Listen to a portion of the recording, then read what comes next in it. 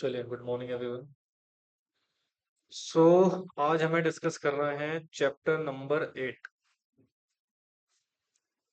और chapter number 8 है हमारा बिजनेस में कंट्रोलिंग का।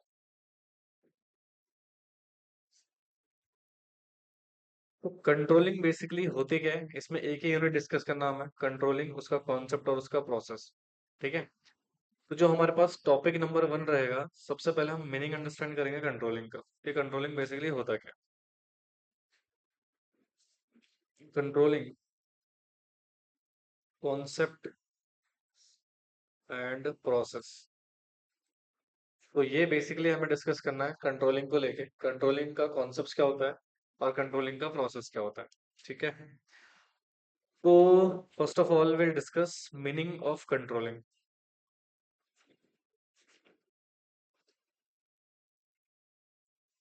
कंट्रोलिंग का मीनिंग क्या है?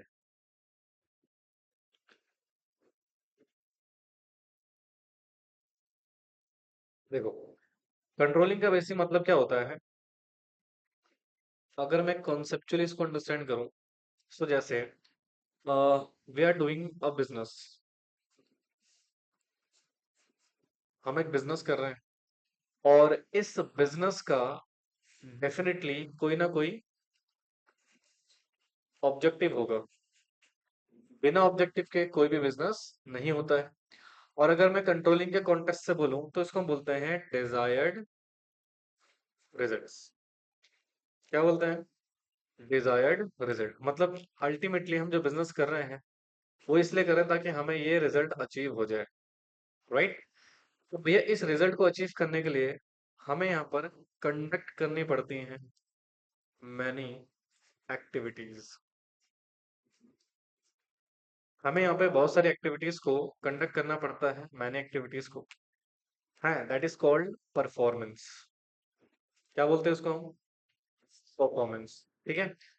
परफॉर्मेंस कैसे करेंगे? परफॉर्मेंस क्या क्या होगा, तो इसके लिए हम बिजनेस में प्लानिंग करते हैं। क्या करते हैं? प्लानिंग करते हैं।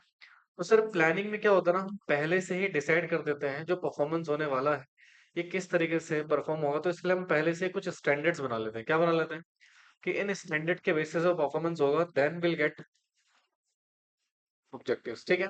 तो यानी कि सर यहाँ पे हमें ये अश्योर करना होता है कि जो परफॉर्मेंस है एज पर किसके होने चाहिए, स्टैंडर्ड के, ताकि हमें क्या अचीव हो सके। तो यहाँ पर हम ये इंश्योर कर रहे होते हैं performance must be as per standard. ठीक है। So that will get objective desire results. इसी प्रोसेस को फॉर अ टाइमिंग बीइंग हम क्या बोलते हैं? कंट्रोलिंग बोलते हैं। क्या बोलते हैं? तो controlling is nothing but performance को अप्रेज करना अकॉर्डिंग टू द स्टैंडर्ड्स, ताकि हमें डिजायर्ड रिजल्ट अचीव हो सके। So this basic process known as what? Controlling. समझ में आया? कॉपी करेंगे इसको जल्दी से।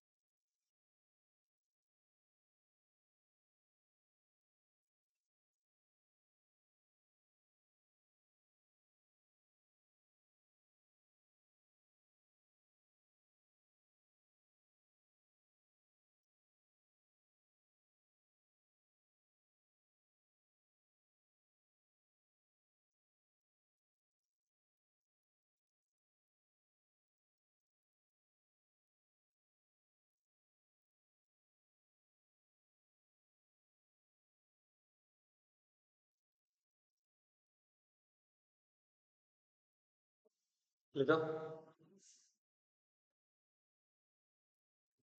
भाई कल इंडियन इकोनॉमी क्लास है, ठीक है, 10 बजे से 12 बजे तक। 10 से 12, हाँ 10 से 12। तो फिर आप लोगों की बिजनेस की क्लास होगी 12 से 1। ठीक है। और ठीक है, ये कंबाइंड बैच रहेगा। ठीक है।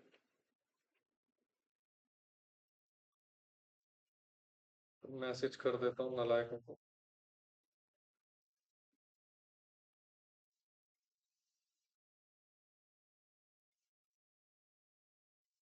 चलिए एक बार ना इसके डेफिनेशन लिख लीजिए, अगर आपको कॉन्सेप्ट क्लियर हो गया होगा तो लिखो। In management,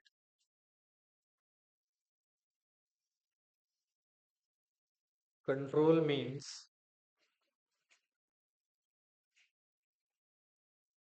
that in order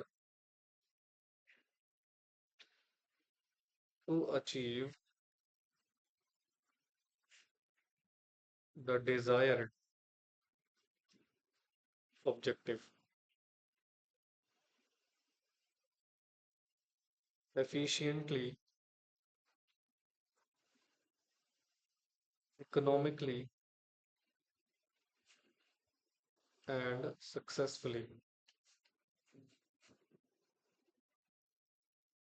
the real progress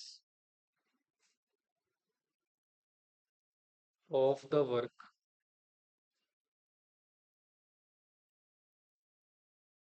should be assessed। अच्छा रितु, ह्यूमन कैपिटल चैप्टर खत्म हो गया था हमारा, ये कुछ रह रहा है। तो आज शाम को उसकी क्लास लूंगा मैं 6 बजे। ठीक है। तो 5 बजे आपकी नॉर्मल क्लास होगी इकोनॉमिक्स की, और 6 बजे आपकी इंडियन इकोनॉमी लगेगी, तो इंडियन इकोनॉमी भी लेकर आना।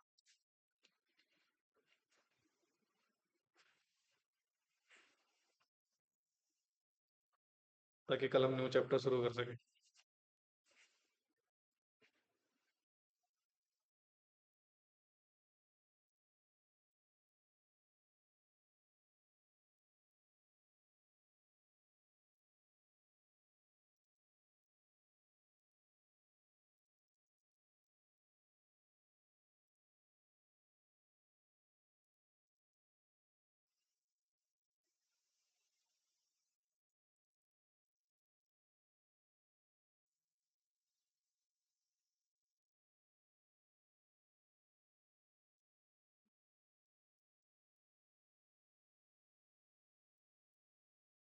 सर ठीक है, एक तो ये बेसिक डेफिनेशन है, और इसका ना कंट्रोलिंग को हम इन अदर वर्ड्स में भी देख सकते हैं। इन अदर वर्ड्स, जरा एक मिनट देखो, लिखना मत, अभी पहले समझो इसे ध्यान से। नहीं, कंट्रोलिंग का ना बेसिक मीनिंग क्या है, एक बहुत सिंपल टर्म्स में बताता हूँ आपको। कहते हैं सर ये कंपेयर करता है, क्या करता है, कंपेयर करता है दो चीज को। पहला, जो आपका एक्चुअल वर्क हो रहा है उसको, किसको बेटा, एक्चुअल वर्क को कंपेयर करता है विद जो आपने क्या बना रखे हैं, स्टैंडर्ड्स बना रखे हैं। भाई ऑब्वियस बात है ना, जब हम कोई काम करते हैं तो उस काम के लिए हम कुछ स्टैंडर्ड तैयार करते हैं। हाँ जी। तो सर हम देखते हैं जो एक्चुअल में परफॉर्मेंस हम कर रहे हैं और जो स्टैंडर्ड हमने बना रखे हैं, इन दोनों को कंपेयर करना ही क्या है बेटा, कंट्रोलिंग है। और हमारा यहाँ पर ऑब्जेक्टिव क्या होता है, so that we get desired results, so that कि हमें क्या अचीव हो सके बेटा, डिजायर्ड रिजल्ट अचीव हो सके। तो इसी को बेसिकली हम क्या बोलते हैं, कंट्रोलिंग बोलते हैं। क्या बोलते हैं, कंट्रोलिंग। ठीक है, जरा जरा देखो। कंट्रोलिंग या control means in order to achieve क्या बेटा, desired objective efficiently, economically and successfully, the real progress of the work should be assessed। मतलब जो रियल प्रोग्रेस हो रहा है उसको आप क्या करते रहोगे, टाइम टू टाइम चेक करते रहोगे, क्या स्टैंडर्ड के हिसाब से हो रहा है या नहीं। जो एक्चुअल प्रोग्रेस है ऑफ वर्क इन अकॉर्डेंस होना चाहिए किसके बेटा, एक्सपेक्टेड प्रोग्रेस से, तभी हमारे डिजायर्ड रिजल्ट अचीव होंगे। और इसी प्रोसेस को हम क्या बोलते हैं, कंट्रोलिंग। क्या बोलते हैं जी, कंट्रोलिंग। अच्छा सुनो, जब हम चेक कर रहे होते हैं ना कंट्रोलिंग में ये, ताकि हमारे डिजायर रिजल्ट आ रहे नहीं आ रहे, तो यहाँ पे दो चीजें हो सकती है, या तो डेविएशन होगा, या तो नो डेविएशन। डेविएशन का मतलब होता है कमी, डिफरेंसेस। या तो भैया आप 100% रियल प्रोग्रेस के अकॉर्डिंग ही काम कर रखा है आपने, स्टैंडर्ड के अकॉर्डिंग, सॉरी, ठीक है, या तो उसमें कोई कमी होगी ही नहीं, या तो क्या होगी, कोई ना कोई कमी होगी, और जब कमी होगी तो उस पे फिर आप क्या लोगे, करेक्टिव एक्शन, ताकि उस कमी को दूर करा जाए। इसीलिए बेटा कंट्रोलिंग किया जाता है। समझ में आया? चलो लिखो उसको।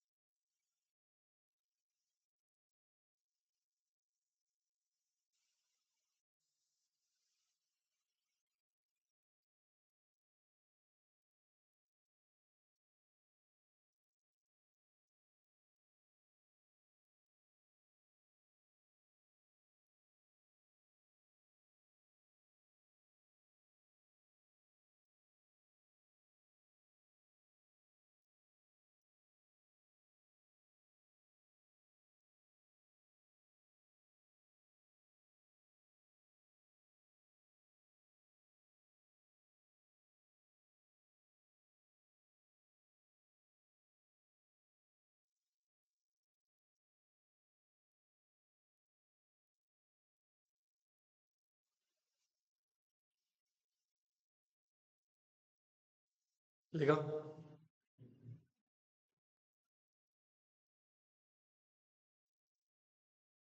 चलिए, अब यहाँ पे लिखो टॉपिक नंबर 2, जिसमें हम पढ़ेंगे फीचर्स ऑफ कंट्रोलिंग। तो कंट्रोलिंग के क्या फीचर्स हैं, किसको समझते हैं? The features of controlling can easily be understood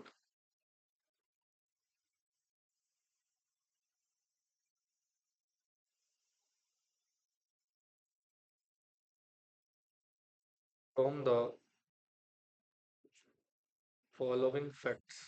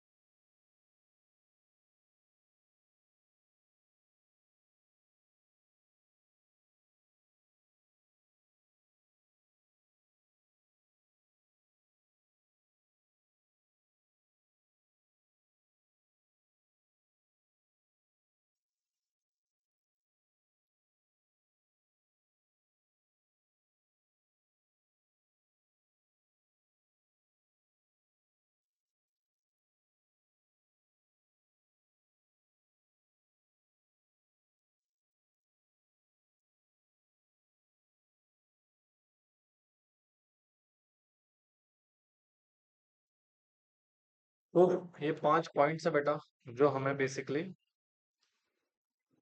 describe करते हैं।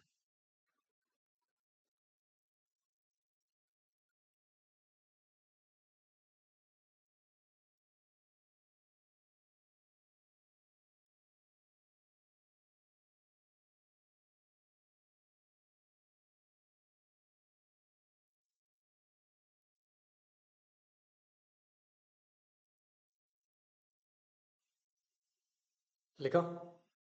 देखिए, there are certain features regarding controlling. कहते हैं the features of controlling can easily be understood from the following facts. ठीक है, तो सबसे पहला है controlling is a fundamental management function. ठीक है बेटा, एक फंडामेंटल मैनेजमेंट फंक्शन है। दूसरा परवेसिव फंक्शन है। क्या है बेटा? परवेसिव फंक्शन है। कंट्रोलिंग एक कॉन्टिन्यूस एक्टिविटी है। कंट्रोलिंग बोथ दोनों है। ठीक है, beginning and the end of the process of management, and the last one is controlling, related है किससे? रिजल्ट्स, ठीक है। तो वन बाय वन करके इस पॉइंट्स को हम डिस्कस करेंगे। तो सबसे पहले आप हेडिंग डालिए, कंट्रोलिंग एक फंडामेंटल फंक्शन है। Controlling is a fundamental management.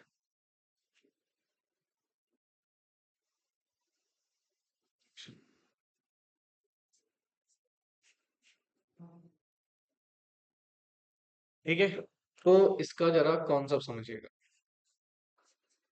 इधर देखो, आपने ना मैनेजमेंट पढ़ लिया है पूरा का पूरा, और मैनेजमेंट के आपने यहाँ पे बहुत सारे क्या पढ़े थे? फंक्शंस पढ़े थे।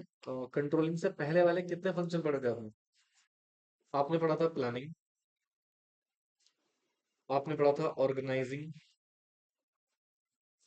आपने पढ़ा था दैट इज स्टाफिंग, और आपने पढ़ा था क्या? Directing, right. तो ये कुछ फंक्शंस थे जो हमने बेसिकली पढ़े हुए हैं फिलहाल फंक्शंस में ऑफ मैनेजमेंट में, ठीक है। बोलो जी। हाँ, अब जैसे प्लानिंग में जनरली हम क्या प्रिपेयर करते थे? प्लान कि फ्यूचर में क्या काम करना है, कैसे करना है, कौन करेगा, एक्सेट्रा एक्सेट्रा। ऑर्गेनाइजेशन में we are creating a structure. हम क्या क्रिएट कर रहे थे? स्ट्रक्चर, डिफरेंट डिफरेंट पोस्ट का। और यहाँ पे हम फिल कर रहे थे किसको बेटा? पोस्ट को, ठीक है। और डायरेक्टिंग में हम कहीं ना कहीं डायरेक्शन, इंस्ट्रक्शन एक्सेट्रा इशू कर रहे थे। कहते हैं सर आपने ये चारों फंक्शन बहुत अच्छे से परफॉर्म करे, वेल परफॉर्म्ड, चारों आई मीन, ठीक है। बट आपने क्या किया ना, कंट्रोलिंग को ही परफॉर्म नहीं करा। कंट्रोलिंग को क्या कर दिया? इग्नोर कर दिया। क्या कर दिया? And ignore controlling. मुझे एक बात बताओ, यार हमने ना सारे फंक्शन, प्लान भी बहुत अच्छा बनाया, स्ट्रक्चर भी अच्छा क्रिएट करा, पोस्ट में भी अच्छे पर्सन अपॉइंट करे, डायरेक्शन भी बहुत अच्छे करी, बट अल्टीमेटली हम जो प्रोग्रेस हो रही थी, एक्चुअल प्रोग्रेस को हमने कंपेयर ही नहीं किया, टाइम टू टाइम चेक ही नहीं किया। तो एक बात बताओ, जब आप कंट्रोलिंग को लागू नहीं करोगे, ये तुम्हें लगता है ये सारा का सारा मीनिंगलेस हो जाएगा? इसका कोई अर्थ रहेगा? बोलो। मीनिंगलेस है, बिना कंट्रोलिंग के भाई आप नहीं कर सकते। जैसे फॉर एग्जाम्पल आप मान लो पढ़ाई कर रहे हो, आपने बस सब कुछ करा लिया मैनेज, आपके पास रिसोर्सेस भी आपने कर लिया, अरेंज, प्लानिंग भी कर लिया, सब कुछ कर लिया। अल्टीमेटली आप ना कंट्रोलिंग नहीं कर रहे हो, अपने आप को चेक नहीं कर रहे हो टाइम टू टाइम कि अपने अकॉर्डिंग टू स्टैंडर्ड काम कर रहे हो नहीं कर रहे हो। तो इससे तो पता ही चलेगा ना आपके अंदर क्या डेविएशन से क्या कमियां हैं। और जब आप अपने डेविएशंस को, कमियों को, डिफरेंसेस को ही नहीं पहचान पाओगे, तो क्या आपके डिजायर रिजल्ट अचीव होने के चांसेस है क्या? नहीं है सर। तो इसका मतलब अगर आप कंट्रोलिंग को इग्नोर करते हो तो बाकी फंक्शन की परफॉर्मेंस भी आपके लिए क्या हो जाती है? मीनिंगलेस। इसीलिए कहते हैं सर ये एक मोस्ट इंपॉर्टेंट फंक्शन है जिसको बोलते हैं फंडामेंटल फंक्शन, यानी कि बेस है मैनेजमेंट का। क्या है बेटा? बेस है मैनेजमेंट का। तो अगर इसको आपने फॉलो नहीं किया, फिर आपके डिजायर रिजल्ट अचीव नहीं हो पाएंगे। तो जो पहले आपने बहुत अच्छे से फंक्शन परफॉर्म कर रखे हैं, वो भी आपके वर्थलेस हो जाएंगे। समझ में आया? इसलिए कहते हैं controlling is a fundamental management function. Copy करो फटाफट से।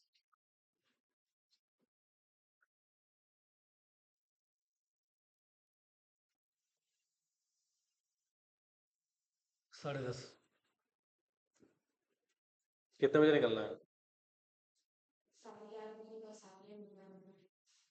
मीठापुर कहाँ पे? चौक पे।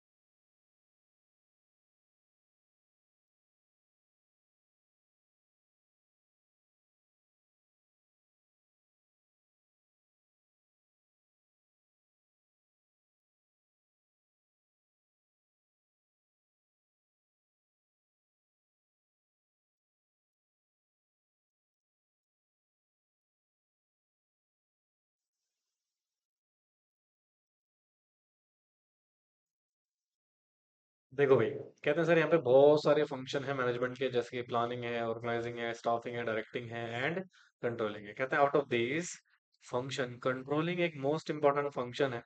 और यदि आपने कंट्रोलिंग को निकाल दिया, एक्सक्लूड कर दिया, तो जब बाकी के सारे फंक्शन मैनेजमेंट के बेटा रेंडर्ड मीनिंगलेस, उनका कोई मतलब नहीं रह जाता। क्योंकि आपका रिजल्ट्स नहीं अचीव होंगे, क्योंकि आप जो भी परफॉर्मेंस कर रहे हैं रिजल्ट के लिए कर रहे हैं, तो रिजल्ट ही अगर अचीव नहीं होगा तो फिर बाकी फंक्शन को अच्छे से परफॉर्म करने का क्या मतलब रहेगा। ठीक है, तो इसलिए कहते हैं सर जो कंट्रोलिंग है वो मैनेजमेंट का एक मोस्ट इंपॉर्टेंट फंडामेंटल फंक्शन कहा जाता है।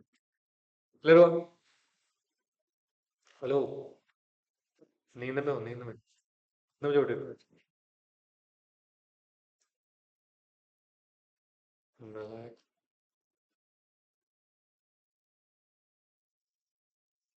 तुम लोग की क्लास रखनी चाहिए सुबह 7 बजे। 7 बजे रखो क्लास, तब जाके तुम्हारी हड्डियां टूटी। इधर देखो भाई, क्या सर कंट्रोलिंग एक ऐसा फंक्शन है जो सिर्फ बिजनेस में ही यूज होता है जी?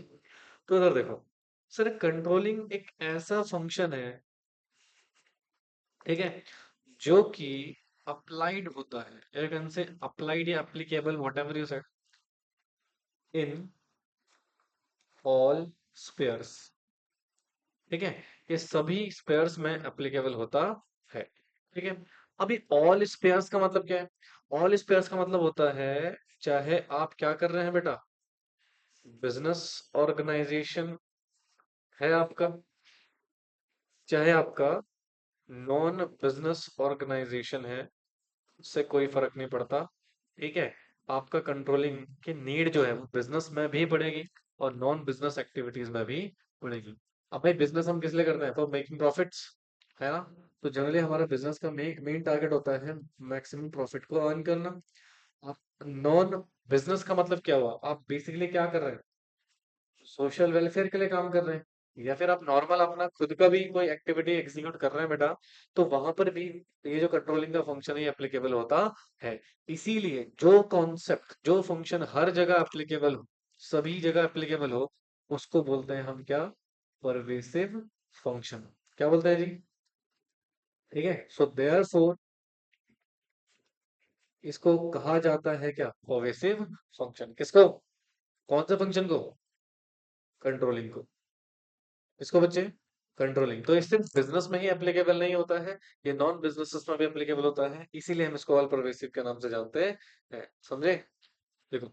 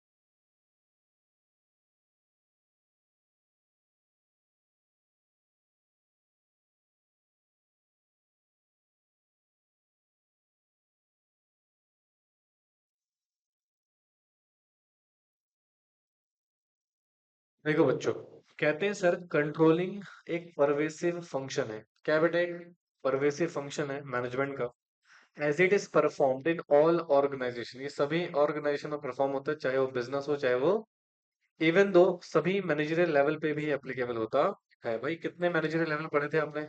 तीन। टॉप मैनेजमेंट, मिडिल मैनेजमेंट और लोअर मैनेजमेंट, ठीक है। तो इन सब जगह कंट्रोलिंग की नीड होती है और एवरी मैनेजर की रिस्पॉन्सिबिलिटी है बेटा, वो कंट्रोलिंग फंक्शन को परफॉर्म करेगा। समझे? बोलो यार। हाँ जी, तो नेक्स्ट पॉइंट लिखो। Controlling is a continuous activity. Controlling एक कॉन्टिन्यूअस एक्टिविटी है। तो इसको अंडरस्टैंड करते हैं, ध्यान से सुनिएगा प्लीज। पहले आप एक काम करो, इसकी ना थ्योरी लिख लो, क्योंकि इसमें सिंपल सा, इसमें कोई खास कॉन्सेप्ट्स की नीड नहीं है।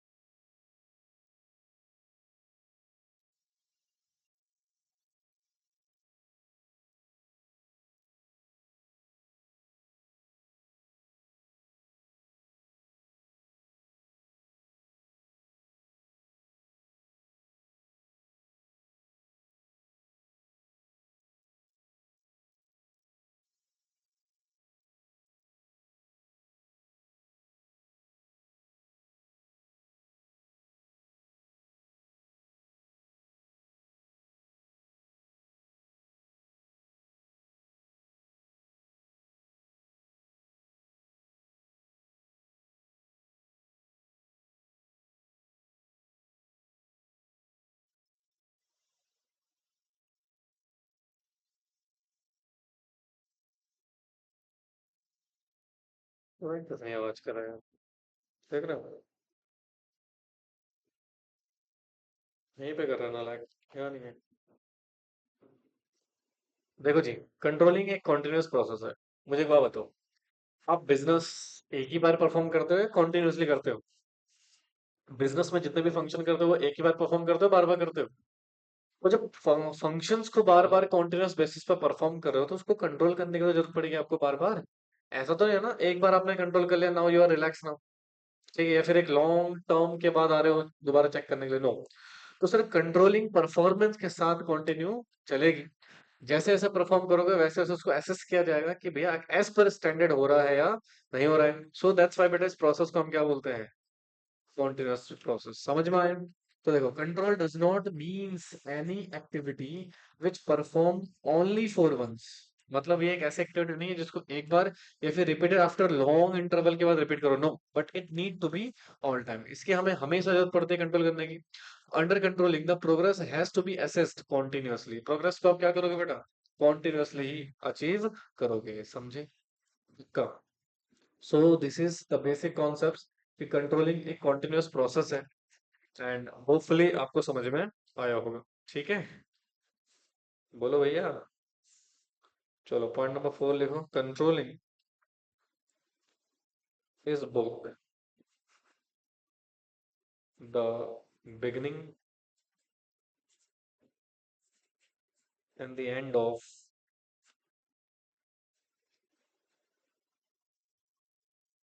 Process of management.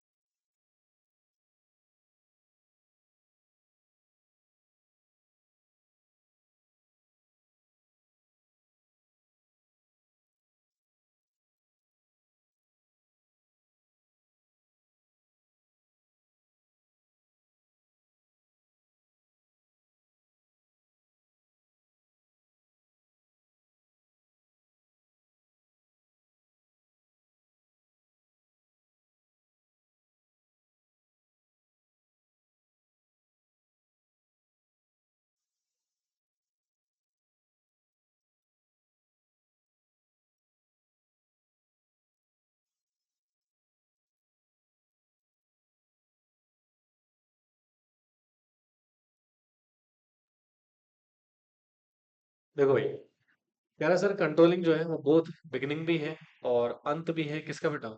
Management process का। बेटा मुझे एक बात बताओ, जब आप मैनेजमेंट स्टार्ट करते हो, देखो, मैनेजमेंट आप शुरू करते हो ना जब फर्स्ट इंस्टांसेस में, तो ऑब्वियस सी बात है आपका पहला फंक्शन कौन सा है?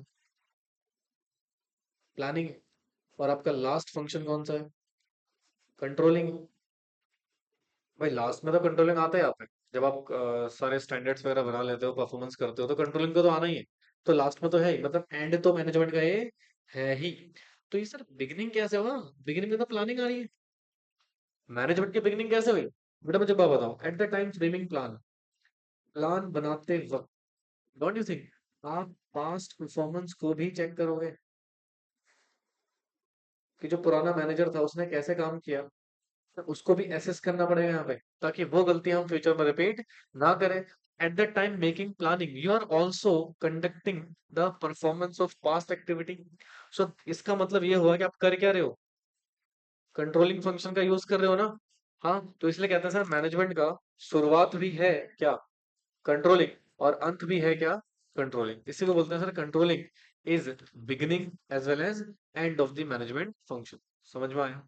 कि लॉजिकल है ना बेटा। आप जब भी कोई नया काम शुरू करोगे, आप पुराना पास्ट हिस्ट्री जरूर चेक करोगे कि उस व्यक्ति ने काम कैसे किया था, उसकी क्या कमियां थी, उसने क्या पॉजिटिव किया था, ताकि हम उसको अपने पर्टिकुलर एक्टिविटी में अवॉइड कर सकें या एक्सेप्ट कर सकें। अगर कुछ पॉजिटिव है तो।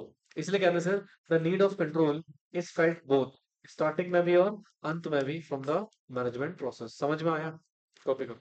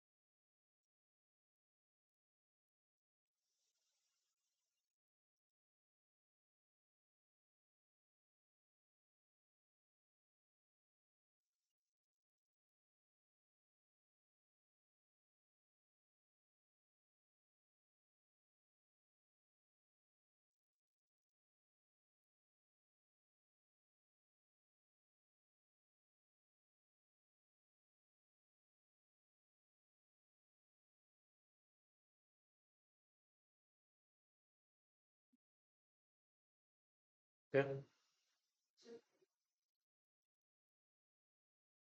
लिखो चुपचाप से।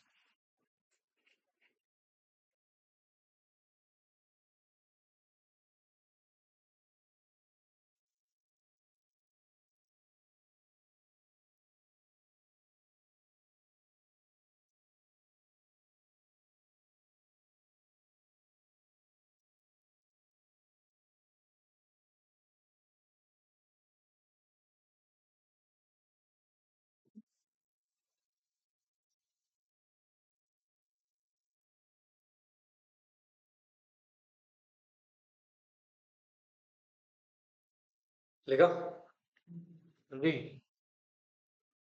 देखो जी, कहते हैं सर कंट्रोलिंग रिजल्ट है, सॉरी रिलेटेड तो है किससे यार, एक बार बताओ ना। आप अल्टीमेटली आपका टारगेट क्या होता है? डिजायर्ड रिजल्ट्स को अचीव करना। आपका टारगेट क्या होता है? डिजायर्ड रिजल्ट्स को अचीव करना। तो कहते हैं control is related to results because of we assess the progress on the basis of results, है ना? एंड टेक करेक्टिव एक्शन अगर कोई डेविएशन आता है तो कंट्रोलिंग किया ही किस लिए जाता है बेटा? रिजल्ट्स को अचीव करने के लिए। इसीलिए कहते हैं सर कंट्रोलिंग क्या है? रिजल्ट ओरिएंटेड है। क्या है? रिजल्ट ओरिएंटेड है। कितने बार पढ़ लिया हमने? 5। पहला क्या था? Controlling is a fundamental management function. दूसरा क्या था? परवेसिव फंक्शन होता है। तीसरा कंट्रोलिंग होता है कॉन्टिन्यूअस प्रोसेस। फिर है हमारे पास कंट्रोलिंग बिगिनिंग भी है और एंड भी है मैनेजमेंट प्रोसेस का। And the last one is controlling एक रिजल्ट से रिलेटेड होता है। समझे? चलिए, इसके साथ ये टॉपिक भी हमारा समाप्त हो गया। अगला टॉपिक लिखिए आप लोग, that is importance of controlling. Controlling की इम्पोर्टेंस क्या है? तो कहते हैं जी, following points highlight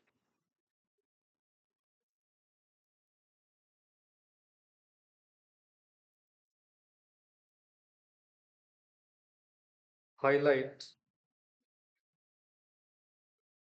the importance of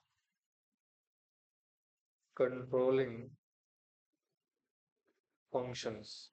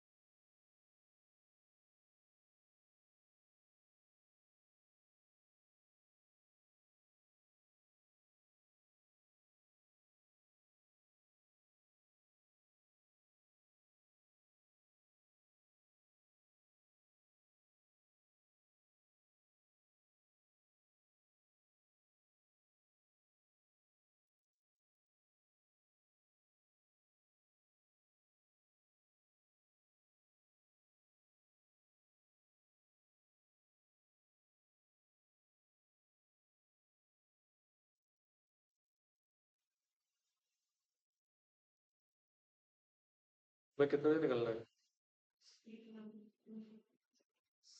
तो कितने बजे निकलोगे?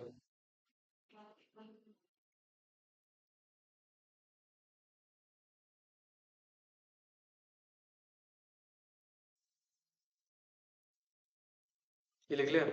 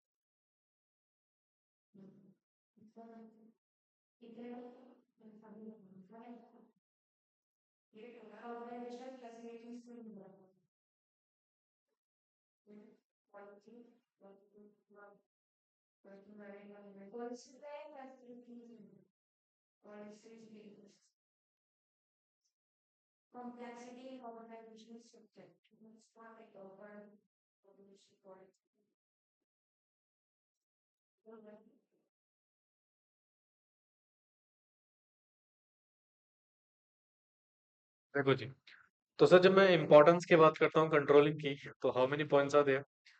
तो ये कुछ पॉइंट्स हैं जो हाईलाइट करते हैं कंट्रोलिंग की इंपॉर्टेंस। ध्यान से देखिए प्लीज। कहते हैं following points highlight the importance of controlling function. ठीक है, सबसे पहले लिखा हुआ है अकम्प्लिशिंग ऑर्गेनाइजेशनल गोल्स। ठीक है, पहला पॉइंट। दूसरा, जजिंग एक्यूरेसी ऑफ स्टैंडर्ड। तीसरा, making efficient use of resources, improving employee motivation, ensuring order and discipline, and the last one is facilitating coordination and action। ठीक है, तो ये कुछ पॉइंट्स हैं जो हमें बताते हैं why we need to implement controlling function in our business। ठीक है, तो सबसे पहले लिखो accomplishing goal वाला टॉपिक।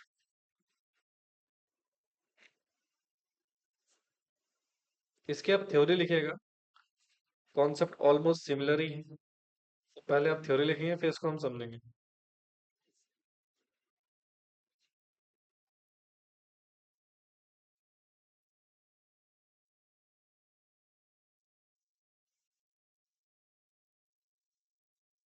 लिखो।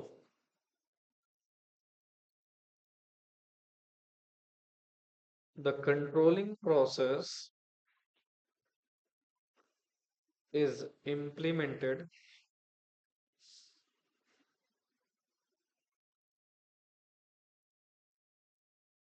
to take care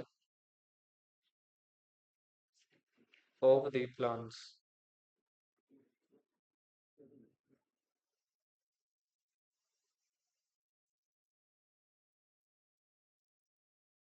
with the help of controlling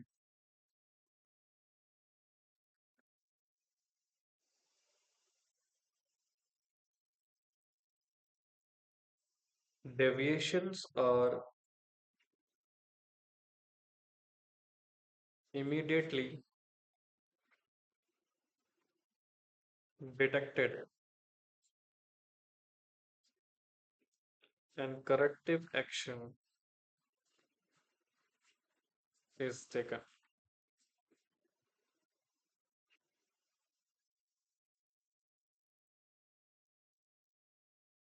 Therefore, the difference between the expected result and actual result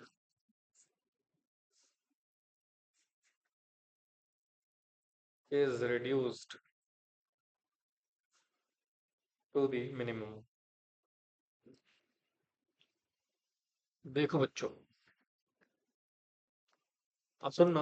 आगे simple सा टॉपिक है भाई, आपने कंट्रोलिंग का मीनिंग क्या पढ़ा था? आप क्या करते हो? आप स्टैंडर्ड को और रियल प्रोग्रेस को आपस में कंपेयर करते हो और फिर ये देखते हो कि हम रिजल्ट्स के कितने करीब हैं। अगर फॉर एग्जांपल आपको लगता है कि डिफरेंस यार बहुत ज्यादा है, तो फिर वहां पर आप इमीडिएटली क्या ले सकते हो? करेक्टिव एक्शन, ताकि हम अपने ऑब्जेक्टिव को अचीव कर सकें। अल्टीमेटली अगर आप देखोगे तो हमारा जो कंट्रोलिंग है ना, उसका मेन फोकस है गोल्स को अचीव करना। इसलिए कहते हैं सर कंट्रोलिंग ना इसलिए जरूरी है क्योंकि वो अकम्प्लिश अकम्प्लिश मतलब अचीव करता है क्या? ऑर्गेनाइजेशन गोल्स को। ठीक है, क्योंकि इसके जो मेन कोर फंक्शन है उसमें ही यही कॉन्सेप्ट लिखा हुआ है कि आप स्टैंडर्ड को और रियल प्रोग्रेस को कंपेयर कर रहे हो, सो दैट कि आपके एक्चुअल रिजल्ट अचीव हो सके। और अगर कुछ डेविएशन, कुछ कमी, कुछ डिफरेंसेस आपको लगता है, तो आप कुछ करेक्टिव एक्शन लोगे ताकि वो कमियों को आप क्या कर सको? कम कर सको। तो देखिए, the controlling process implemented to the take care of plants. Obvious बात है, प्लांट्स को ही इम्प्लीमेंट करने के लिए बेटा हम कंट्रोलिंग फंक्शन को इम्प्लीमेंट करते हैं। ठीक है, तो कहते हैं with the help of controlling, अगर कोई डेविएशंस आता है तो आर इमीडिएटली डिटेक्टेड, उस डेविएशन को इमीडिएटली क्या करा जाता है? डिटेक्ट किया जाता है और उसके ऊपर करेक्टिव एक्शन लिया जाता है। ठीक है, तो कहते हैं इस वजह से therefore the difference between expected results और एक्चुअल रिजल्ट्स को हम क्या कर रहे होते हैं बेटा? कम करने की कोशिश कर रहे होते हैं। तो इन कॉन्टेक्स्ट में क्या हम एक तरीके से अचीव करने के लिए ही अग्रसर हैं अपने ऑब्जेक्टिव को? यस। इसलिए कहते हैं कंट्रोलिंग का मेन काम होता है अकम्प्लिश करना। क्या करना? अकम्प्लिश करना, अचीव करना। किस चीज को बेटा? एक्चुअल रिजल्ट्स को। समझे? So this is the first point. I hope so get it. Next point लिखिए।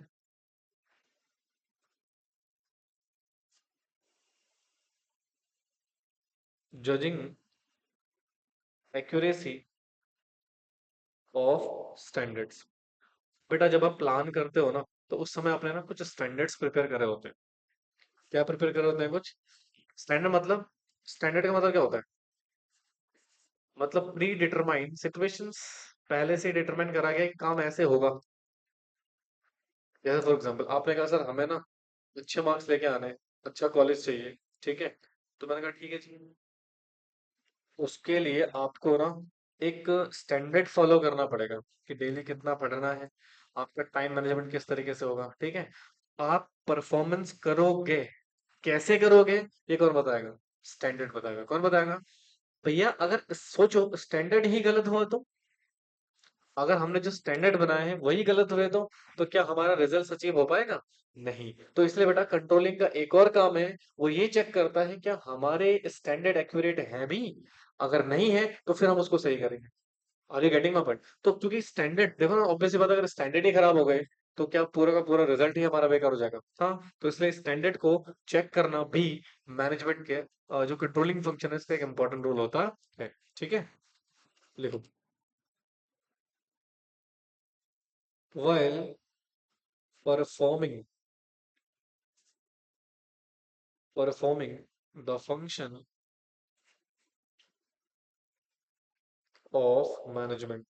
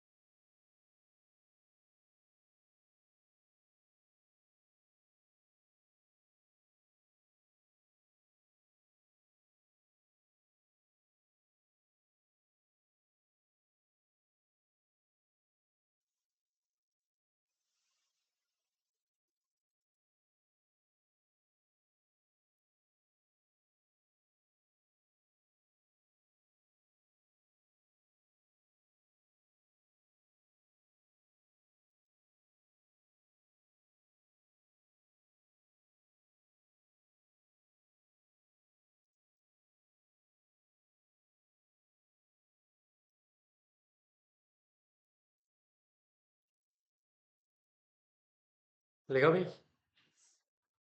देखिए, कहते हैं sir, judging accuracy of standard, कहते हैं while performing function of management, जब आप फंक्शन ऑफ मैनेजमेंट को क्या कर रहे हैं, परफॉर्म कर रहे हैं, कंट्रोलिंग का। तो जब मैनेजर होता है ना, वो कंपेयर करता है एक्चुअल वर्क परफॉर्मेंस को किसके साथ।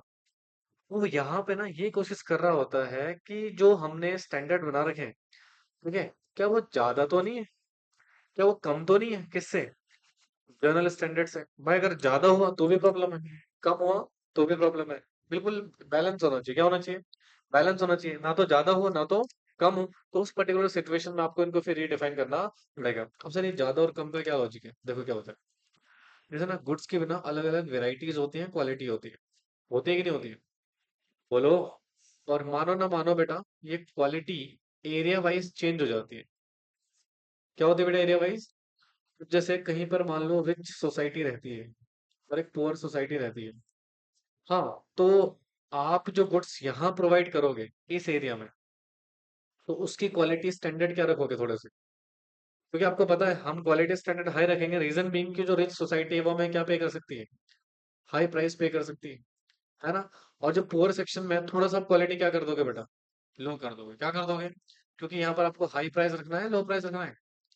क्योंकि वहां पर हाई प्राइस लोग अफोर्ड ही नहीं कर पाएंगे, तो इसलिए आप वहां पर जानबूझ के क्वालिटी क्या कर दोगे, कम कर दोगे, ताकि रीजनेबल प्राइस में सामने वाले को गुड्स अचीव हो जाए। तो मान लो अपने पुअर सेक्शन में हाई क्वालिटी के गुड्स बना दिए, जिसमें कॉस्ट बहुत ज्यादा आ गई, अब आपको प्राइस में वो मिल नहीं रहा, तो क्या आपका काम चलेगा? या फिर अपने रिच सोसाइटी में क्या करा, लो क्वालिटी का प्रोडक्ट बना दे, वो खरीदेंगे नहीं। That is a basic situation. इसलिए आपका जो स्टैंडर्ड है ना, वो जनरल स्टैंडर्ड के हिसाब से होना चाहिए, ना तो उससे बहुत ज्यादा हो और ना तो उससे कम हो। और ये चेक करना काम किसका है बेटा, मैनेजर का। तो वो कंट्रोलिंग फंक्शन परफॉर्म करता है, तो वो चेक करता है कि हमारे जो स्टैंडर्ड बने हुए हैं वो एज पर जनरल स्टैंडर्ड होने चाहिए। समझे? एग्जाम्पल कर लो, अगर कोई चेंज आता है, उसको लगता है कि नहीं भाई स्टैंडर्ड ज्यादा है या स्टैंडर्ड कम है, तो फिर उसको क्या करेगा, रीडिफाइन करेगा। क्या करेगा? रीडिफाइन करेगा। समझे? नहीं आया समझ में, नालायक हो गए।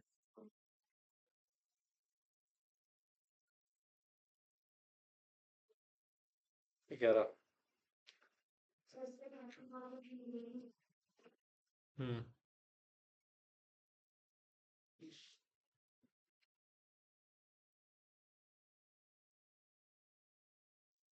खत्म हो जाएगा चैप्टर, ज्यादा बड़ा थोड़ी है।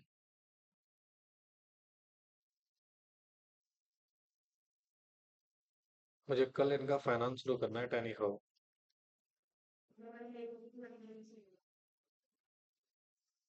1 बजे नहीं, 12 बजे।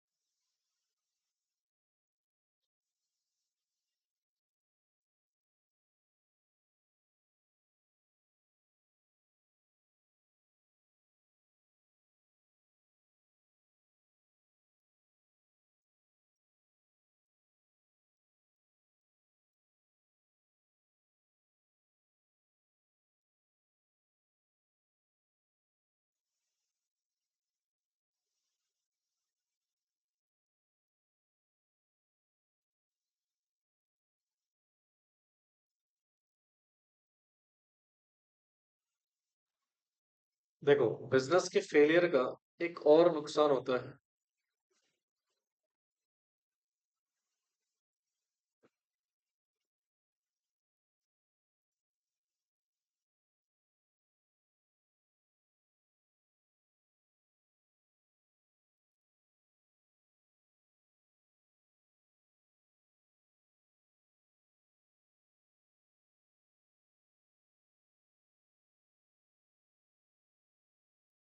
देखो बच्चों, मुझे क्या बताओ, बिजनेस की एक और समस्या है रिसोर्सेस का सही से यूटिलाइजेशन नहीं होना। ठीक है, अगर रिसोर्सेस से अच्छे से यूटिलाइज नहीं होगा, उसका वेस्ट ज्यादा होगा, तो क्या वहां पे देर इज अ प्रॉब्लम कि हमारी कॉस्ट ज्यादा आ जाएगी, है ना। तो इसलिए ये भी बहुत इंपॉर्टेंट है कि हमारे रिसोर्सेस का यूटिलाइजेशन ज्यादा हो, वेस्टेज कम हो। देखो, अगर मैं बोलूँ 100% यूटिलाइजेशन हो, तो ये भी पॉसिबल नहीं, है ना। कुछ ना कुछ तो वेस्टेज होगा, बट वो वेस्टेज ना टॉलरेबल लिमिट तक होनी चाहिए। ठीक है, अब वो बिल्कुल टॉलरेबल लिमिट को क्रॉस कर जाएगा तो देयर इज अ प्रॉब्लम। तो इसलिए कंट्रोलिंग में हम क्या करते हैं बेटा, एफर्ट्स लगाते हैं कि हम ये कोशिश करते हैं कि चेक करते हैं कि रिसोर्सेस रोज हमारे सही से यूटिलाइज हो रहे हैं या नहीं हो रहा। तो इसलिए भी कंट्रोलिंग जरूरी है, ताकि हम रिसोर्सेस को अच्छे से इस्तेमाल कर सकें। देखिए, controlling makes it possible to use human and physical resources efficiently. जो ह्यूमन रिसोर्सेस आप यूज कर रहे हो, जो फिजिकल रिसोर्स आप यूज कर रहे हो, उनका यूज इफेक्टिवली होना चाहिए। कैसे होना चाहिए? Under controlling it is ensure that no employ deliberately, जानबूझ के डिले ना करे अपने काम को। ठीक है, ये इंश्योर किया जाता है। In the same way, wastage in all physical resources को हम चेक करते हैं, मतलब कंट्रोल करते हैं। क्या करते हैं? यानी कि सिंपल सी बात है, अगर हमें लग रहा है, जैसे फॉर एग्जाम्पल सीसीटीवी कैमरा लगाना, तो क्या सीसीटीवी कैमरा लगाना एक तरीके से कंट्रोलिंग का पार्ट है? हाँ, उसमें हम चेक कर रहे हैं कि यार एम्प्लॉय जानबूझ के काम डिले तो नहीं कर रहा, है ना। तो उसमें हम चेक करेंगे कि यार, जैसे फॉर एग्जाम्पल, अब कभी कभी क्या होता है ना, एम्प्लॉय काम है कर रहा है, पानी पीने चला गया, वॉशरूम चला गया, ठीक है, नेसेसिटी है। तब हर 5 मिनट में जा रहे हो, तो क्या वो फिर आप टाइम वेस्ट कर रहे हो? Yes, that is a basic. वो सीसीटीवी कैमरा से हम एक बार चेक कर सकते हैं कि हाँ भैया, ये अननेसेसरी टाइम डिले तो नहीं कर रहे वर्क में। ठीक है, तो इसलिए बेटा controlling is very very important for the point of view to how to क्या यूटिलाइज रिसोर्सेस। समझे? आया समझ में? कितने पॉइंट हो गए? पहला क्या था? कंप्लीशिंग ऑर्गेनाइजेशनल गोल। दूसरा?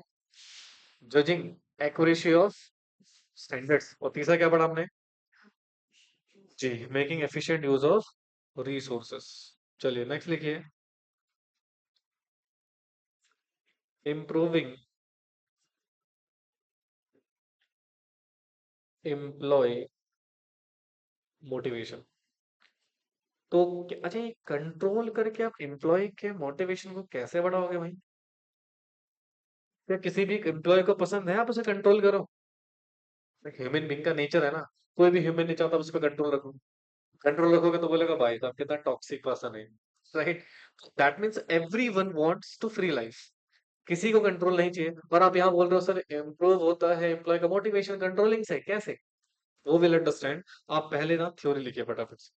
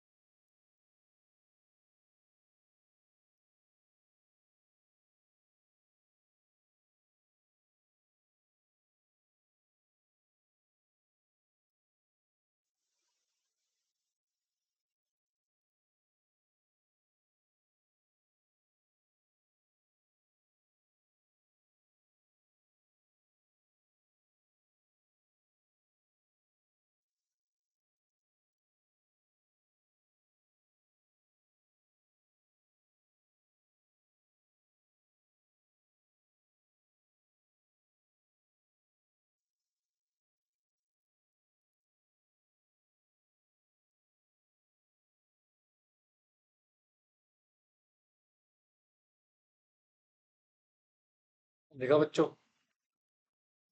देखो इधर। अब मैं आपको पहले बेसिक सिचुएशन बताता हूँ। भाई कंट्रोलिंग में हम क्या करेंगे?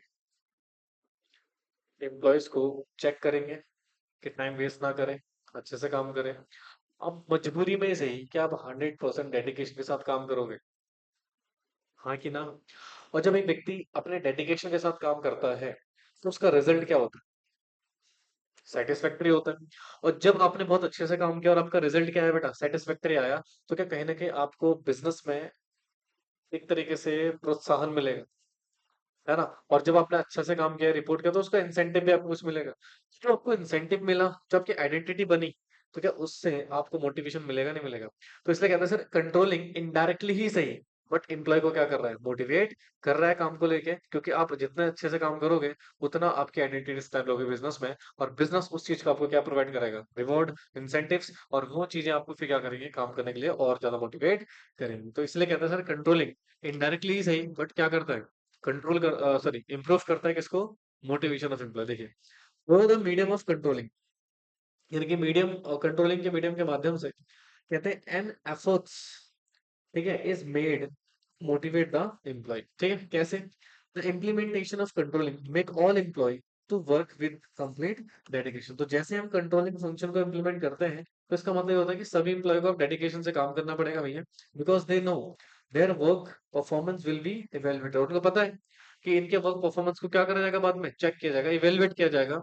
And if progress report satisfactory रहा, अगर आपने जो काम किया है वो सेटिस्फैक्ट्री रहा, तो इसका इनको बेनिफिट मिलेगा। तो एक सेपरेट आइडेंटिटी स्टैब्लिश होगी बेटा ऑर्गेनाइजेशन में, और they get some benefits of this particular identity.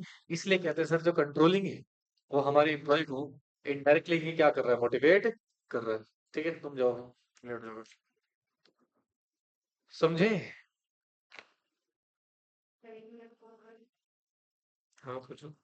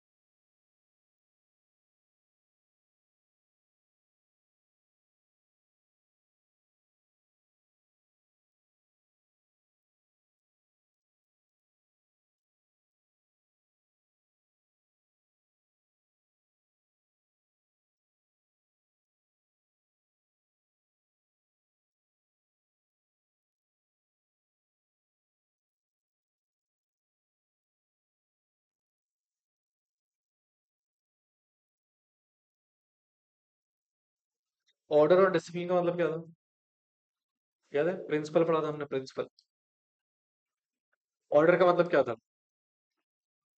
Right things should place right right places. और डिसिप्लिन का मतलब होता था रूल्स को फॉलो करना। किसको फॉलो करना? रूल्स को फॉलो करना। ठीक है, सही। अच्छा, कंट्रोलिंग में हम कर क्या रहे हैं, ये तो कर रहे हैं, रूल्स को फॉलो करवा रहे हैं, है ना? और सही चीज को सही जगह पे रखा जा रहा है, जिसकी जहां पर नीड हमें पड़ेगी। तो कहते हैं कंट्रोलिंग इंश्योर करता है ऑर्डर एंड डिसिप्लिन को, इसके इम्प्लीमेंटेशन के साथ सभी अनडिजायरेबल एक्टिविटी जैसे कि चोरी हो गई, करप्शन हो गया, डिले इन वर्क हो गया, अनकोऑपरेटिव एटीट्यूड हो गया, उसको कंट्रोल किया जाता है। इसीलिए कहते हैं सर, ये इंश्योर करता है कंपनी में ऑर्डर मेंटेन रहे और डिसिप्लिन मेंटेन रहे। समझे? बोलो यार। This is point number 5। तो समझ आ रहा है?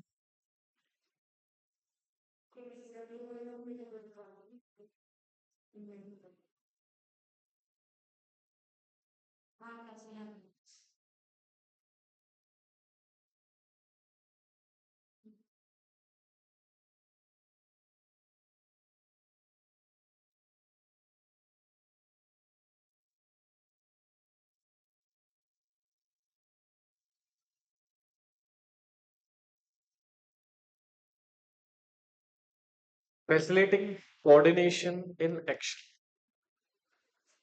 अब ये क्या है जी? तो अगेन पहला इसकी थ्योरी लिखिए। Coordination among all the departments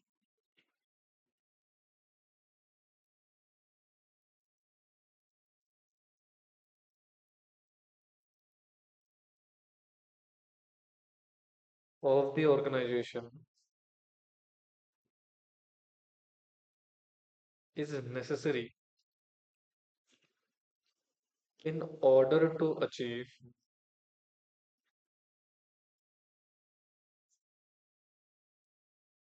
The organizational objective.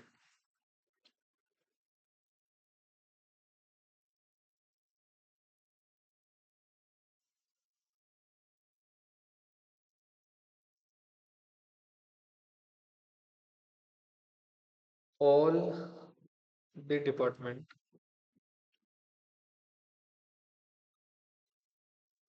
of the organization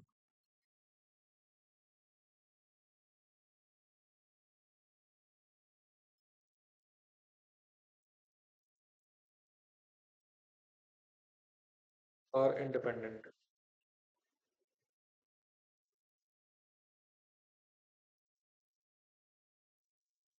देखो भाई, फैसिलिटिंग कोऑर्डिनेशन इन एक्शन, कहते हैं sir coordination among all department of the organisation necessary है in order to achieve organisational objective successfully. तो देखना, जैसे कि आपने पढ़ा था सर, हमें कौन सा पढ़ता है, डिवीजन ऑफ वर्क।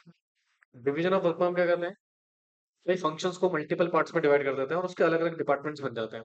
फिर अल्टीमेटली इन सभी फंक्शन का एकमात्र गोल क्या है, बिजनेस के ऑब्जेक्टिव को अचीव करना। बोलो जी। हाँ, तो इसका मतलब अगर सारे डिपार्टमेंट एक दूसरे के साथ कोऑर्डिनेट करके काम करेंगे तभी तो ऑब्जेक्टिव अचीव हो पाएगा। हाँ, तो कोऑर्डिनेशन इनके, सॉरी, कंट्रोलिंग इनके बीच में कोऑर्डिनेशन को क्या करता है, इम्प्लीमेंट करता है, ताकि सभी डिपार्टमेंट एक दूसरे के साथ कोऑर्डिनेशन में काम कर सके और अल्टीमेटली हम क्या अचीव कर सके, अपने ऑब्जेक्टिव को। कोऑर्डिनेशन इसलिए करना जरूरी है क्योंकि सारे डिपार्टमेंट एक दूसरे पे क्या है, इंटरडिपेंडेंट। समझे? तो with this, importance of controlling is also over here. समझ में आया? नहीं आया? चलो, इसके साथ हमारा ये टॉपिक भी समाप्त हो गया, दैट इज इम्पोर्टेंस। अब अगला टॉपिक है हमारे पास, रिलेशनशिप बिटवीन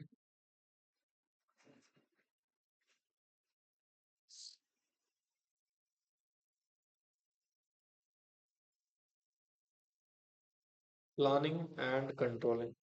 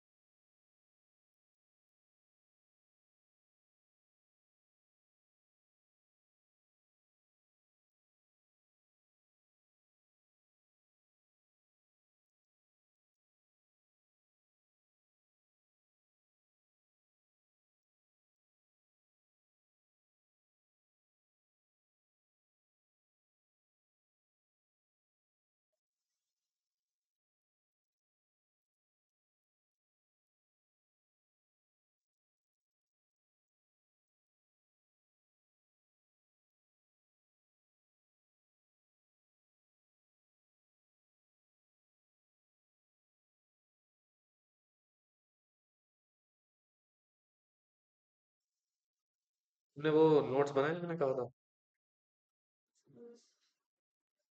लाइयो, शाम को लेके आओ।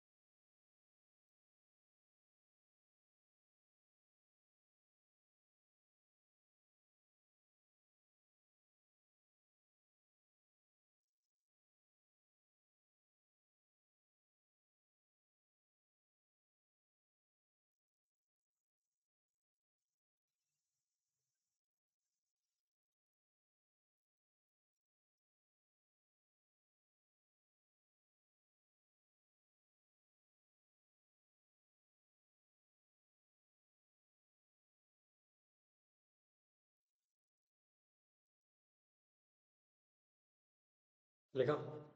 देखो, यहाँ पे ध्यान से सुनना, बहुत सिंपल सा टॉपिक है, अभी खत्म हो जाएगा। कहते हैं relationship between planning and controlling, मतलब कंट्रोलिंग में और प्लानिंग में क्या रिलेशन।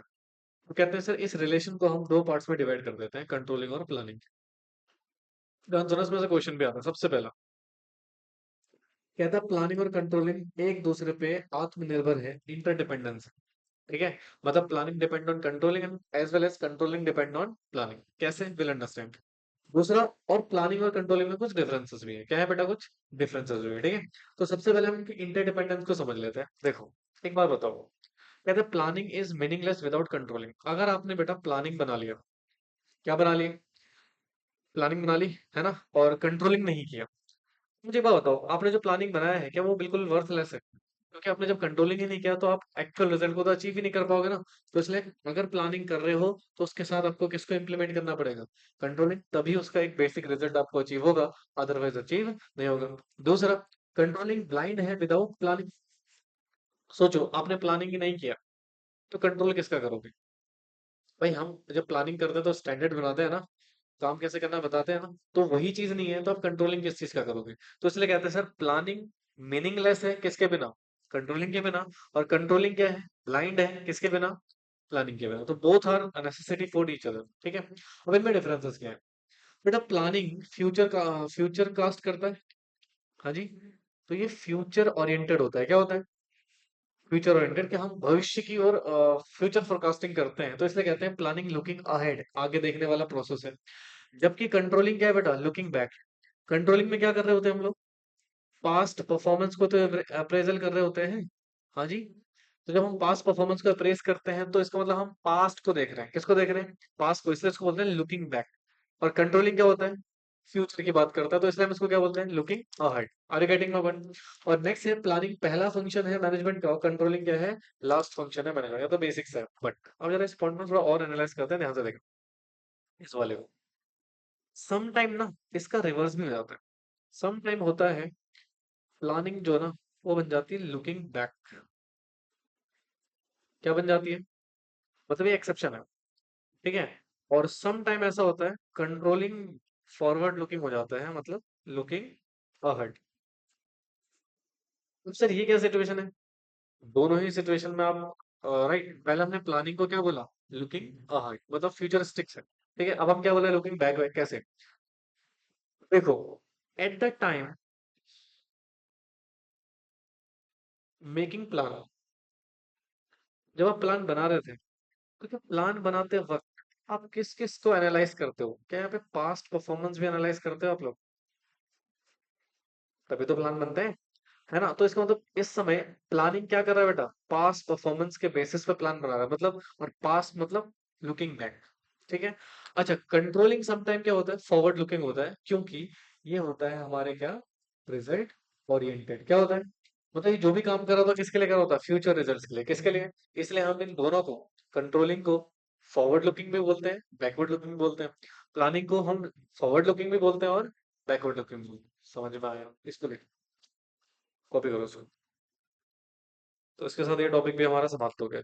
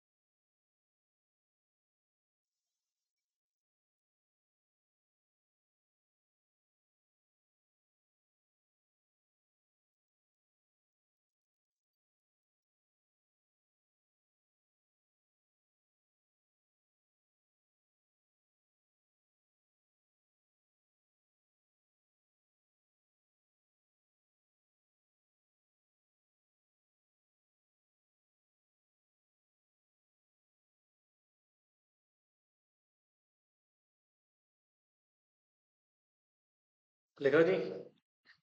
चलिए, now the last topic of the chapter, that is controlling process.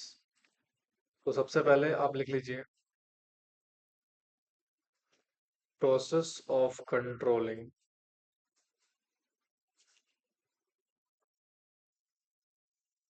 involve the following steps.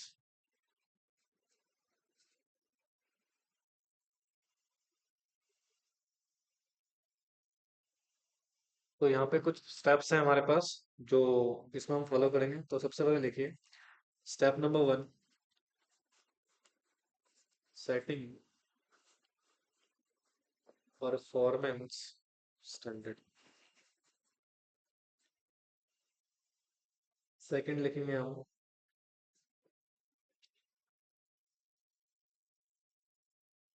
Measurement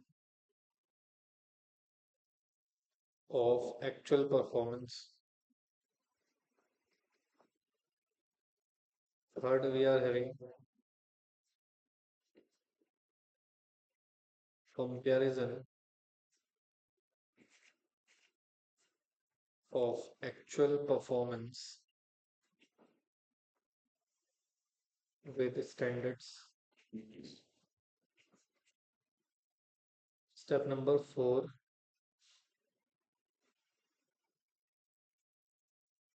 analysis, analyzing deviations. Step number 5, taking corrective action.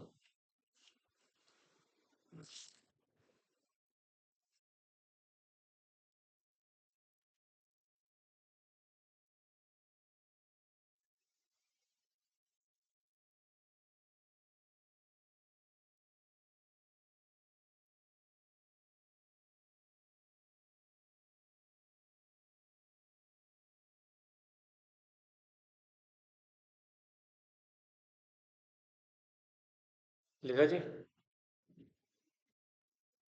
देखो, तो यहाँ पे हमारे पास कंट्रोलिंग प्रोसेस, जो कि हमारा लास्ट टॉपिक है इस पर्टिकुलर चैप्टर का, इसके बाद चैप्टर खत्म हो जाएगा। तो कहते हैं process of controlling involve the following steps. कुछ स्टेप्स हैं, बड़े सिंपल है बेटा, बहुत सिंपल है। सबसे पहले हम सेटअप करेंगे स्टैंडर्ड्स का। किसका? जिसके बेसिस पे हम आगे चल के परफॉर्मेंस को एवरेज करने वाले हैं, चेक करने वाले हैं, ठीक है। अच्छा, एक बार आपने स्टैंडर्ड सेट कर लिया, उसके बाद आप देखोगे एक्चुअल परफॉर्मेंस कैसे हो रही है, तो उसको मेजर करोगे, ठीक है। और फिर स्टैंडर्ड को एक्चुअल परफॉर्मेंस को क्या करोगे? कंपेयर करोगे। तो that is comparison with actual performance with standard. अच्छा सुनो, जब आपने कंपेयर करा तो कुछ ना कुछ डेविएशन आएगा या तो नहीं आएगा? तो अगर डेविएशन आया तो उसको क्या करोगे? एनालाइज करोगे और उसके बेसिस पे करेक्टिव एक्शन लोगे, यानी कि जो डेविएशन आया है उसको सही करने के लिए एक्शन लिया जाएगा। समझे? तो one by one in steps को अब हम क्या करेंगे, डिटेल में अंडरस्टैंड करेंगे। तो सबसे पहले लिखिए, सेटिंग अप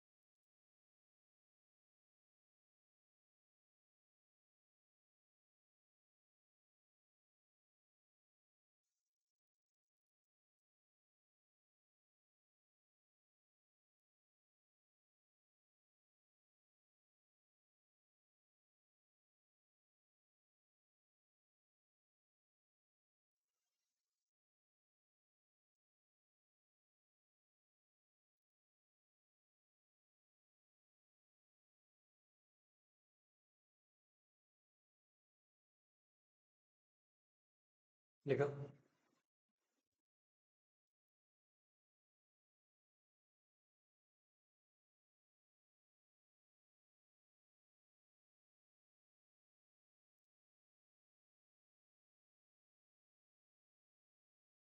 देखो बच्चों, इधर देखो। तो यहाँ पे लिखा है जी स्टैंडर्ड क्या होता है। तो सबसे पहले हमारा काम ही है परफॉर्मेंस स्टैंडर्ड को सेटअप करना। ठीक है।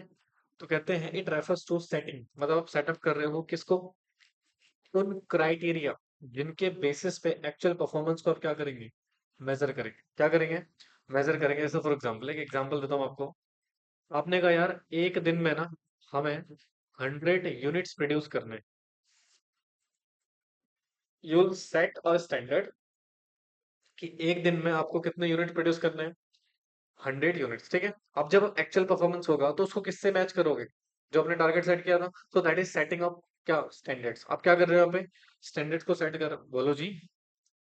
ठीक है। फिर कहते हैं standard can be set in both qualitative और क्वांटिटेटिव टर्म्स में, दोनों में हो सकता है। क्वालिटेटिव का मतलब क्या होता है, क्वालिटी के टर्म्स में। किसके टर्म्स में, क्वालिटी के टर्म्स में। जैसे आपने कस्टमर सर्विस के रिगार्डिंग बात करी, ठीक है, कि आप किस तरह की कस्टमर सर्विस प्रोवाइड कर रहे हैं, या फिर आप मोरल ऑफ द एम्प्लॉय देख रहे हो।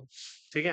और क्वांटिटेटिव का मतलब होता है नंबर्स के टर्म्स में, जब हम स्टैंडर्ड ट्रैक करते हैं, जैसे मैंने यहाँ पे किया था, एक दिन में कितनी क्वांटिटी हमें प्रोड्यूस करनी है, कितना समय लगेगा, वो नंबर्स के टर्म्स में बेसिकली। ठीक है। एंड शुड बी फ्लेक्सिबल होनी चाहिए। क्या होनी चाहिए, फ्लेक्सिबल का मतलब होता है चेंजेबल, कि भैया जब अगर जरूरत पड़ रही है तो उसको हम मॉडिफाइड भी कर सकते हैं। समझे।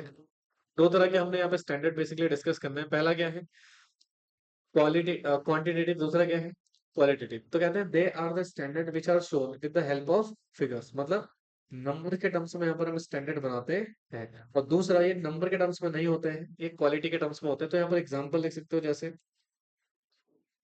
टाइम कितना ले रहे हो प्रोडक्शन में, टाइम टेकन फॉर प्रोडक्शन, क्योंकि टाइम हमेशा नंबर में ही काउंट होगा।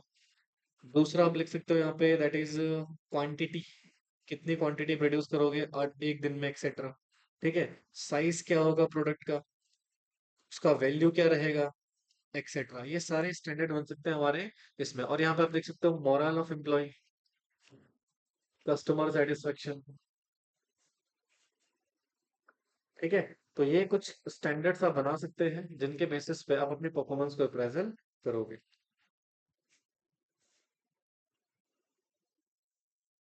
समझे।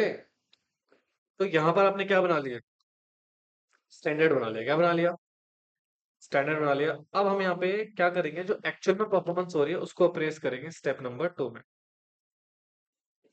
लिखो जी स्टेप नंबर 2।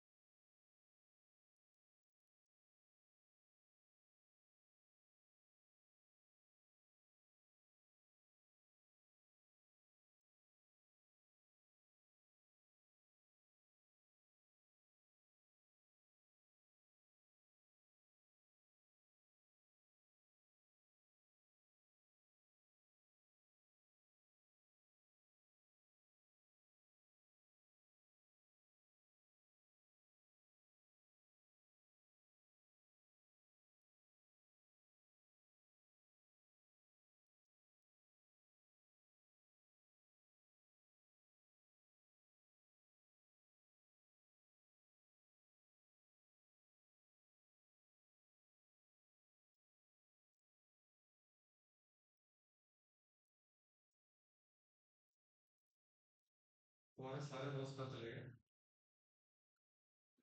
हाँ?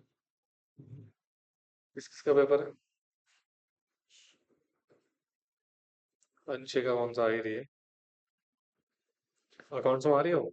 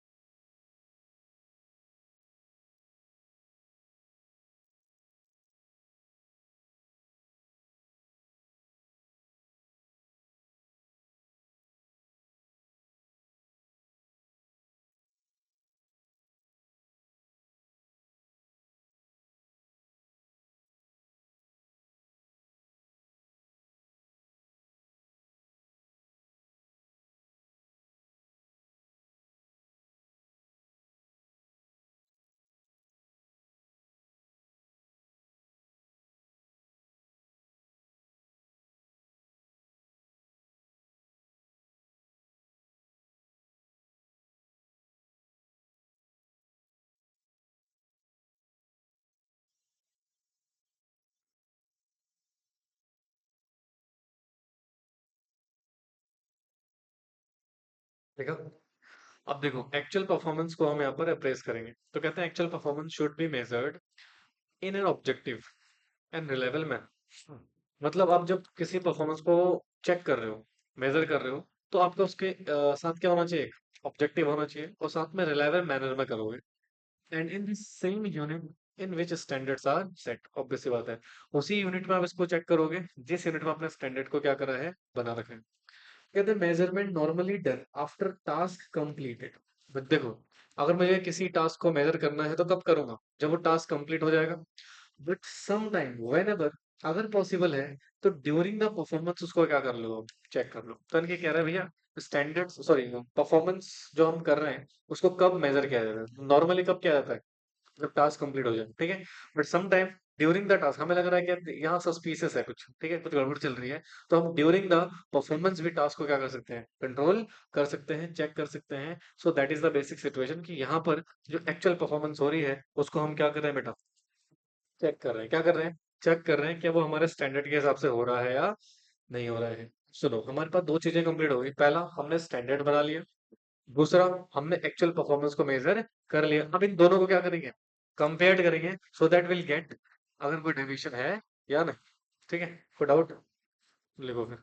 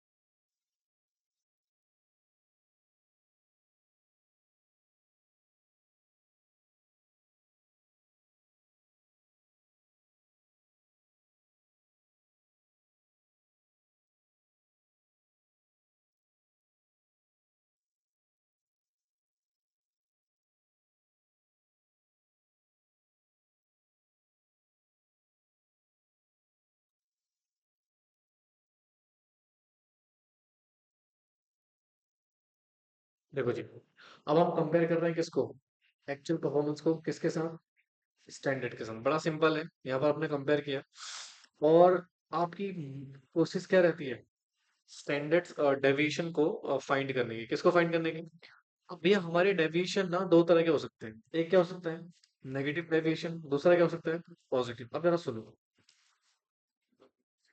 सर, यहाँ पे हुआ क्या, हमने परफॉर्मेंस को चेक किया और कंपेयर किया किसके साथ, स्टैंडर्ड के साथ, and will get negative deviation. अब भैया नेगेटिव डेविएशन हुआ है मतलब कुछ गलती हुई है ना, स्टैंडर्ड के हिसाब से काम नहीं हुआ है। तो यहाँ पर हमें नीड क्या है, need to take some corrective action. यहाँ पर हमें क्या लेने की जरूरत है, करेक्टिव एक्शन लेने की जरूरत है कि भैया ये जो कमियां आई है क्यों आई है, और फिर करेक्टिव एक्शन जब हम लेंगे तो इंश्योर करेंगे कि ये फ्यूचर में दोबारा रिपीट ना हो, and not repeated in future. और ये जो मिस्टेक्स हमसे हुई है ये फ्यूचर में हम इसको क्या ना करें, रिपीट ना करें, तो इसको बोलते हैं हम क्या, नेगेटिव डेविएशन। अच्छा सुनना, सम टाइम आपने स्टैंडर्ड से भी अच्छा काम कर दिया, यानी कि आपके स्टैंडर्ड्स से भी अबव हो गया है कि आपका एक्चुअल परफॉर्मेंस, तो पॉजिटिव हो गया। क्या इसको भी आप यहाँ पे कुछ करोगे या फिर यहाँ पे काम छोड़ दोगे, इसको एनालाइज करोगे, क्या करोगे, इसका एनालिसिस करोगे, चेक करोगे कि भैया ऐसे कैसे हुआ, है ना, सो दैट सो ना पॉजिटिव होगा, है ना, कैसे हुआ, तो इसको हम फ्यूचर में वापस अप्लाई कर सकते हैं, है ना, so that can be use for future purpose also, for future purpose, future purpose के लिए भी इसको यूज कर सकते हैं। दैट्स व्हाई बेटा इसको हम बोलते हैं क्या, पॉजिटिव डेविएशन। तो भैया सिंपल सी बात है, आप नेगेटिव डेविएशन में करेक्टिव एक्शन तो लोगे लोगे, साथ में अगर पॉजिटिव डेविएशन आता है तो वो भी आप चेक करोगे, एनालाइज करोगे कि पॉजिटिव डेविएशन आया कैसे, और सो दैट जिस तरीके से पॉजिटिव डेविएशन अचीव हुआ है फ्यूचर में हम इसको दोबारा से इम्प्लीमेंट कर सकते हैं। समझे, तो इसके साथ बेटा ये हमारा स्टेप नंबर 3 भी कंप्लीट हो गया। अब एनालाइज करेंगे डेविएशन को। किसको एनालाइज करेंगे, डेविएशन को। एनालाइजिंग डेविएशंस मतलब जो कमियां हुई हैं, अब उन कमियों को यहाँ पर एनालाइज किया जाएगा। क्या किया जाएगा, एनालाइज किया जाएगा। तो लिखो, at this stage deviations are analyzed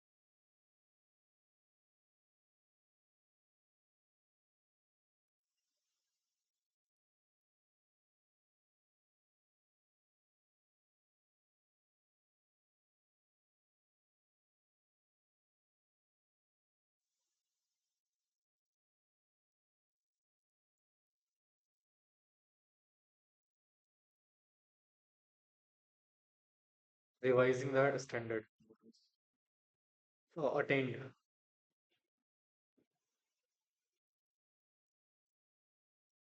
copy किया। अब एक मिनट ध्यान से तो देखना, एनालाइजिंग डेविएशन। भाई देखो डेविएशन आया ठीक है, बेसिकली अब डेविएशन को हम क्या कर रहे हैं, एनालाइज कर रहे हैं। सबसे पहले हम देखेंगे, जब हम डेविएशन को एनालाइज करेंगे तो कुछ स्टेप्स हम फॉलो करते हैं। सबसे पहला स्टेप हमारा रहेगा, हम ये देखेंगे क्या जो हमने परफॉर्मेंस किया है उसने स्टैंडर्ड को अटेन किया है या नहीं। ऐसा देखो, अगर सोचो फर्स्ट स्टेप में आप आए, आपने चेक किया कि एक्चुअल परफॉर्मेंस के स्टैंडर्ड के हिसाब से हुआ है। फॉर एग्जाम्पल यस, हुआ है। आपको आंसर क्या मिला? हुआ है। अच्छा मुझे बताना, जब आपने परफॉर्मेंस स्टैंडर्ड के हिसाब से किया फिर आगे बढ़ोगे क्या, या यहीं पे खत्म हो गया? यहाँ पे स्टॉप हो जाओगे, क्या हो जाओगे? स्टॉप। क्योंकि भैया ऑब्वियस सी बात है ना, जब स्टैंडर्ड को अटेंड कर लिया है फिर कोई दिक्कत ही नहीं है। अच्छा, बट प्रश्न कब आता है? जब क्वेश्चन क्या आएगा? अटेंड नहीं हुआ, यानी कि स्टैंडर्ड के हिसाब से काम नहीं हुआ। अच्छा सुनो, ये जरूरी है या ये 100% प्रैक्टिकली पॉसिबल है क्या, जो हमने सोचा था वही अचीव होगा? जो हमने ऑब्जेक्टिव सोचा था अचीव होना क्या पॉसिबल है प्रैक्टिकली?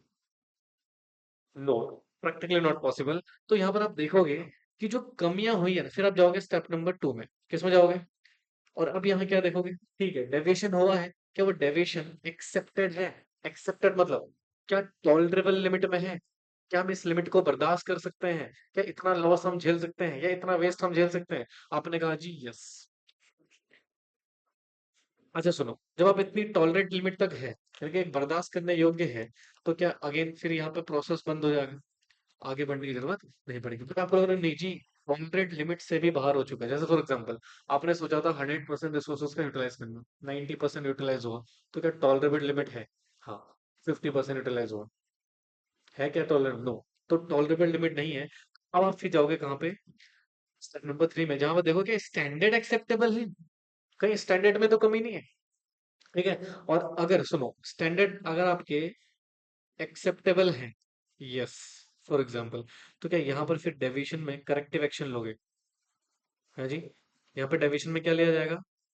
करेक्टिव एक्शन लिया जाएगा, क्योंकि भैया कमी डेविएशन में मतलब परफॉर्मेंस में हुई है, स्टैंडर्ड में कोई कमी नहीं है। हमारे स्टैंडर्ड तो एक्सेप्टेबल है, क्या है? एक्सेप्टेबल है, तो कमी कहाँ रही है? परफॉर्मेंस में। तो इसलिए जो कमी हुई है ना, उसका हमें क्या लेना पड़ेगा? करेक्टिव एक्शन लेना पड़ेगा। अब आपको लग रहा है नहीं जी एक्सेप्टेबल नहीं है, तो फिर आप क्या करोगे? रिवाइज करोगे उन स्टैंडर्ड्स को और नए स्टैंडर्ड्स बनाओगे। समझ आया? इसको लिख लो।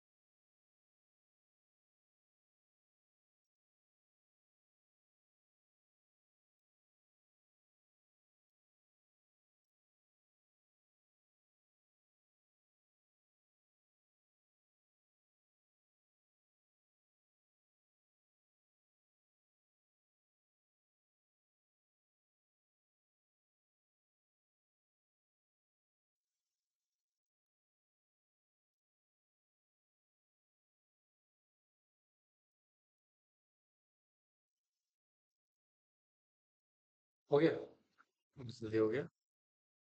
सारा लिख लिए? This will complete. Last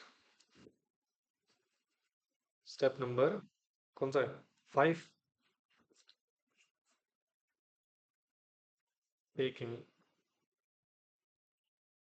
corrective action. देखो भाई, ये जो टेकिंग करेक्टिव एक्शन है, ये वाला स्टेप कंटिन्यू है, देखो ये वाला, दिस वन। ठीक है, जब कब? जब आपके स्टैंडर्ड एक्सेप्टेबल तो थे, यानी कि परफॉर्मेंस में कुछ कमी थी, तब हम क्या लेंगे? करेक्टिव एक्शन लेंगे। क्या लेंगे? समझ में आ रहा है? The last but the most important step in the process of controlling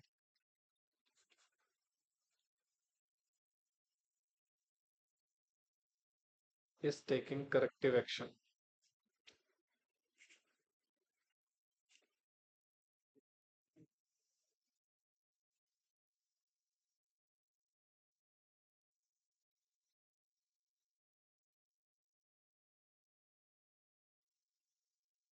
So removing deviation in the actual performance या फिर स्टॉपिंग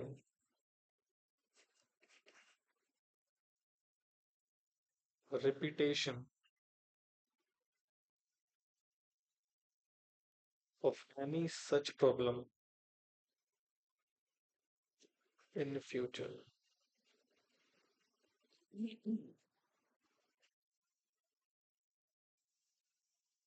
तो ये हम कुछ करेक्टिव एक्शंस यहाँ पे ले रहे हैं जी। ये लिखा आप लोगों ने, देखिए। कहते हैं सर ये लास्ट स्टेप है बट मोस्ट इंपॉर्टेंट स्टेप है बेटा इस प्रोसेस ऑफ कंट्रोलिंग। ऑब्वियस सी बात है भाई, जो करेक्टिव एक्शन लेना है वो बड़ा इंपॉर्टेंट होता है। तो इसमें दो तरह के एक्शन ले सकते हो। पहला, रिमूव कर सकते हो डेविएशन को एक्चुअल परफॉर्मेंस में से, या फिर आप ये इंश्योर करोगे stopping the repetition of any such problem in the future. ये प्रॉब्लम फ्यूचर में रिपीट ना हो, इस चीज को आप क्या करोगे, इंश्योर करोगे। समझे? So with this the chapter is over है। ये चैप्टर यहाँ पर खत्म हो गया हमारा। ठीक है, चलिए, थैंक यू।